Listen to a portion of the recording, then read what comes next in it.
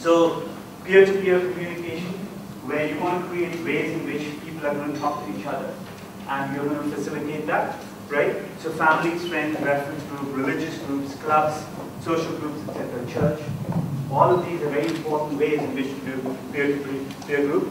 You have to analyze the strength of weak ties. So if you have weak ties, actually I'm going to pass it to June. Can you articulate what is the strength of weak ties?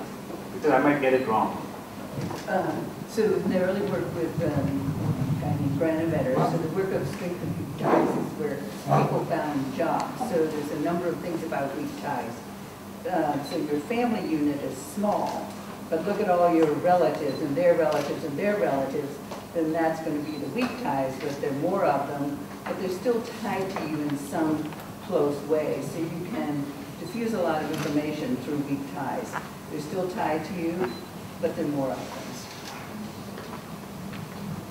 So you want to basically, when you think of in terms of designing, you want to give something that people are going to look for friends of friends and their friends, right? So the other thing is that there are also people who are gatekeepers. So I keep doing it. Too many. Just slow down, right? There. So there are some people who are gatekeepers who, unless they endorse, people are not going to do it, right? So you want to figure out who the gatekeepers are and get their endorsement, and then the gates open, right?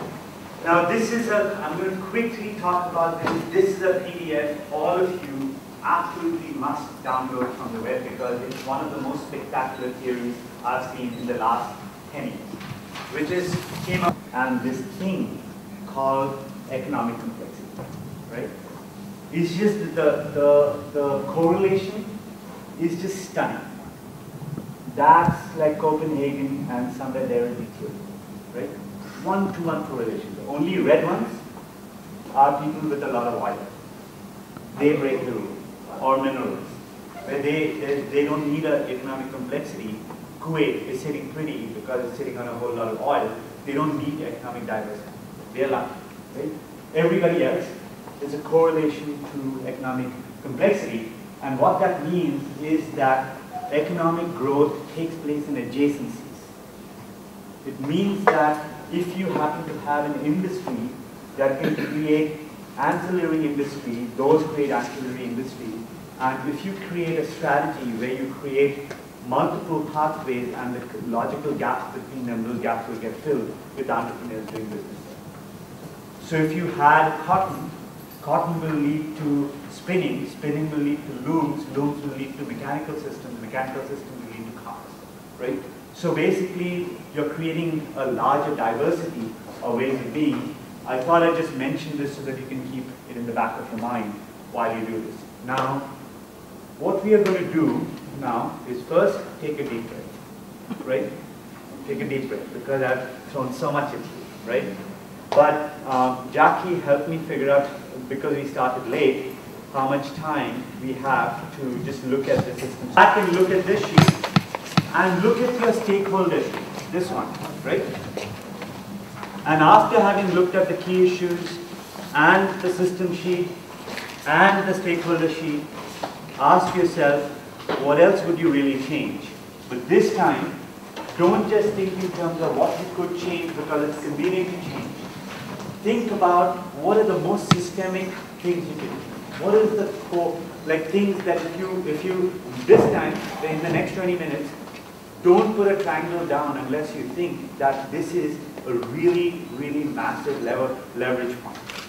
So you're going to look at, for example, this one was team number 1. And team number 1, what was your challenge? Remind me. What was urbanization? Urbanization, right? So here are tech innovators. I'm looking at some important stakeholder, and I'm seeing that they have put down tech innovators. They've also looked at university leadership, community that we operate, students and faculty, etc. Right? So if I just take this one, what is it that you want them to do such that the issues of urbanization goes right? What is it that you would like them to do? Are you asking them to create large urban databases and systems?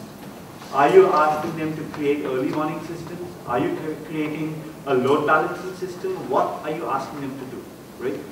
Put that down as saying that we want the tech innovators. If they could only do this, then good things will happen, right? So spend 20 minutes looking at your key issues and going back to your systems transform. Okay?